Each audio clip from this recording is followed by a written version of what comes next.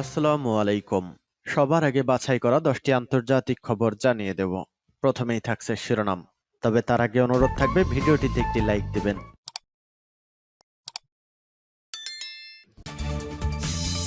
পুরোদমে ইসরায়েল ফিলিস্তিনের যুদ্ধ চলছে, জানিয়ে দিব হাতে থাকা গুরুত্বপূর্ণ আপডেট আন্তর্জাতিক সংবাদ। প্রথমেই সংবাদ শিরোনাম। ইসরায়েলের হাইফা শহরে প্রচণ্ড বিস্ফোরণ, কয়েকটি তেল শোধনাগার বন্ধ ঘোষণা।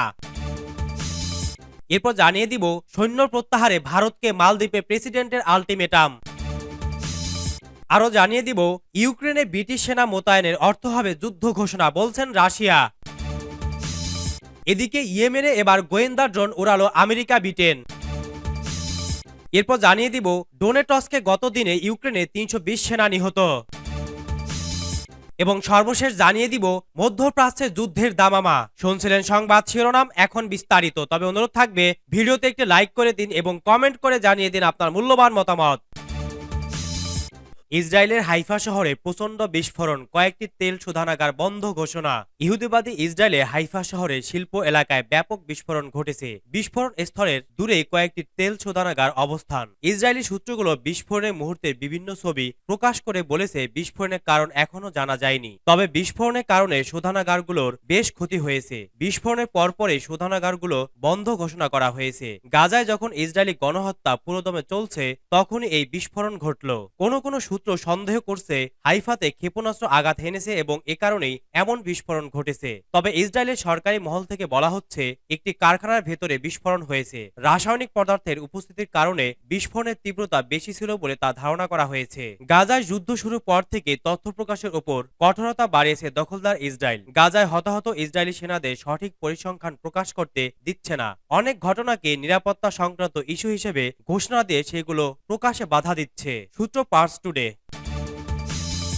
সৈন্য প্রত্যাহারে ভারতকে মালদ্বীপে প্রেসিডেন্টের আল্টিমেটাম। দ্বিপাক্ষিক কূটনৈতিক সম্পর্কে ব্যাপক টানাপোড়েনের মাঝে এবার ভারতীয় সৈন্য প্রত্যাহার করে নিতে নয়াদিল্লিকে আল্টিমেটাম দিলেন মালদ্বীপের প্রেসিডেন্ট মোহাম্মদ মুইজ্জু। দ্বীপ দেশটি থেকে ভারতীয় সৈন্য প্রত্যাহার করে নিতে নয়াদিল্লিকে চূড়ান্ত সময়সীমা বেঁধে দিয়েছেন তিনি। মোহাম্মদ মুইজ্জু বলেছেন, আগামী ১৫ মার্চের মধ্যে ভারতীয় সৈন্যদের মালদ্বীপ ছেড়ে চলে যেতে হবে। রোববার ভারতের সংবাদ মাধ্যম এনডিটিভির এক প্রতিবেদনে এই তথ্য জানানো হয়েছে।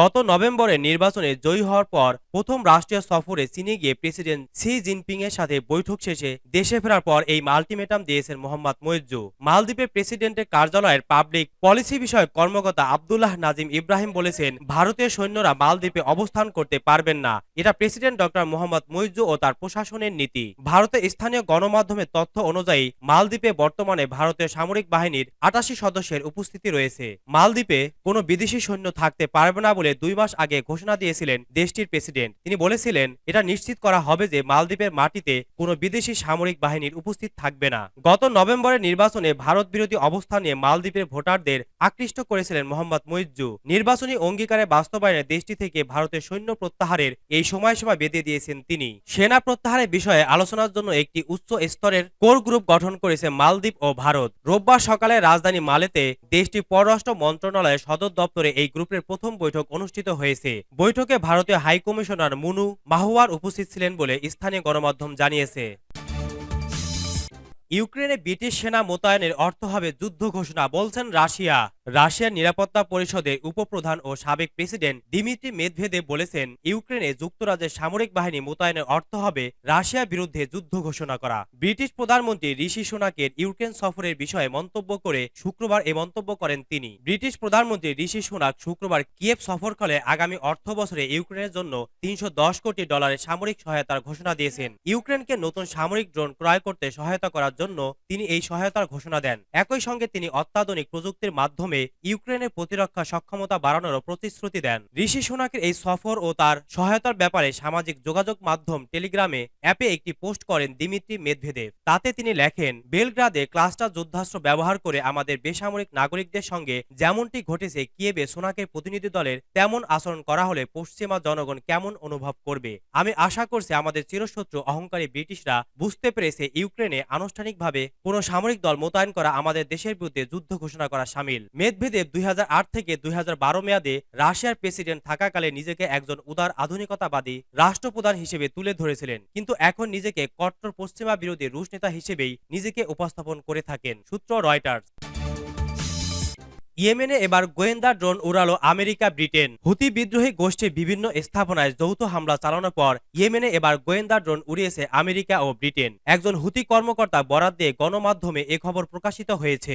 প্রতিবেদনে বলা হয়েছে, হুতি গোষ্ঠীর একজন সিনিয়র কর্মকর্তা জানিয়েছেন, শনিবার ইয়েমেনের বন্দর শহর হেদেইদাহের ওপর মার্কিন ও ব্রিটিশ বাহিনী বেশ কয়েক ঘন্টা ধরে গোয়েন্দা ড্রোন উড়িয়েছে।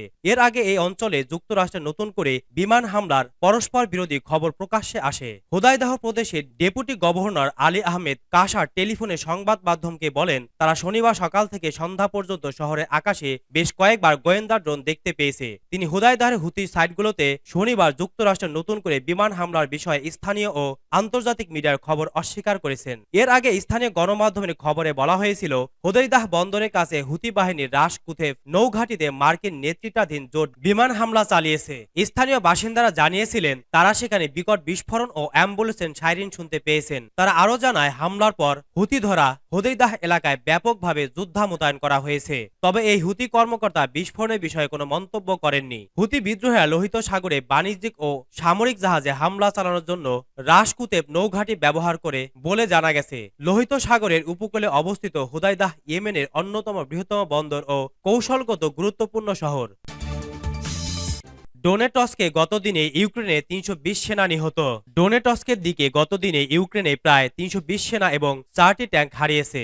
রাশিয়ার প্রতিরক্ষা মন্ত্রণালয় শনিবার এ তথ্য জানিয়েছে। শত্রুর প্রায় ৩২০ সেনা হতাহত হয়েছে এবং ৪টি ট্যাঙ্ক, 2টি আইএফভি, 8টি পিকআপ, 1টি স্ট্রোলা, 10 বিমান বিধ্বংসী ক্ষেপণাস্ত্র ব্যবস্থা, 1টি গবজডিকা স্বচালিত হাউইটজার এবং এনগেজমেন্ট লাইনের ডোনটস সেক্টরের কাছে 2টি ডি-30 হাউইটজার হারিয়েছে মন্ত্রণালয় উল্লেখ করেছে। এদিকে রাশিয়ার সেনা ডোনেটস্ক পিপলস রিপাবলিকের জর্জেভকা, ক্লেটসেভকা এবং কুর্দিওমভাকার কাছে 5টি ইউক্রেনীয় ব্রিগেডের জনবল ও সরঞ্জামাদি আঘাত হেনেছে। মধ্যপ্রাচ্যে যুদ্ধের দামামা।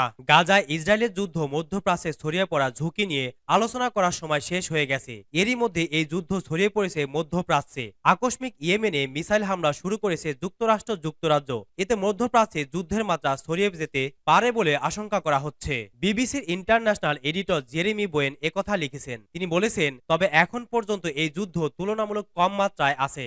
আঞ্চলিক যুদ্ধগুলোর ভয়াবহতার তুলনায় এই যুদ্ধ কম মাত্রায় ছড়িয়েছে, তবে এটি মাত্রা ছাড়াতে সময় লাগবে না। হুতিদের লক্ষ্য করে ইয়েমেনে হামলা চালানোর বিষয়ে আত্মপক্ষ সমর্থন করে জাতিসংঘের নিরাপত্তা পরিষদে বক্তব্য দিয়েছে যুক্তরাষ্ট্র ও যুক্তরাজ্য। তবে রাশিয়া ও চীন অভিযোগ করেছে, এই দুই পশ্চিমা মিত্র আঞ্চলিক উত্তেজনা বাড়াচ্ছে। নিরাপত্তা পরিষদের অন্য সদস্য দেশগুলোও ইয়েমেনে যুক্তরাষ্ট্র ও যুক্তরাজ্যের হামলা নিয়ে নিন্দা জানিয়েছে। ইরান সমর্থিত হুতি বিদ্রোহীদের লক্ষ্য করে ইয়েমেনের বিভিন্ন শহরে যুক্তরাষ্ট্র ও যুক্তরাজ্যের হামলার বিষয়ে শুক্রবার নিরাপত্তা পরিষদে বিতর্ক অনুষ্ঠিত হয়। এ সময় মার্কিন দূত লিন্ডা টমাস গ্রিনফিল্ড বলেন, আন্তর্জাতিক আইন ও জাতিসংঘ সনদের সঙ্গে সঙ্গতি রেখে হামলা চালানো হয়েছে। তিনি আরো বলেন, হুতিদের হামলার সক্ষমতা কমানোর লক্ষ্য নিয়ে এ অভিযান চালানো হয়েছে, যেন তারা বেপরোয়াভাবে জাহাজে হামলা অব্যাহত রাখতে না পারে। নিরাপত্তা পরিষদে ব্রিটিশ দূত সুসান উডওয়ার্ড বলেন, আমরা আত্মরক্ষার খাতিরে যুক্তরাষ্ট্রের সঙ্গে মিলিত হয়ে সীমিত আকারে প্রয়োজনীয় ও যুক্তিসঙ্গত ব্যবস্থা নিয়েছি। এক্ষেত্রে নেদারল্যান্ডস, কানাডা, বাহরাইন ও অস্ট্রেলিয়া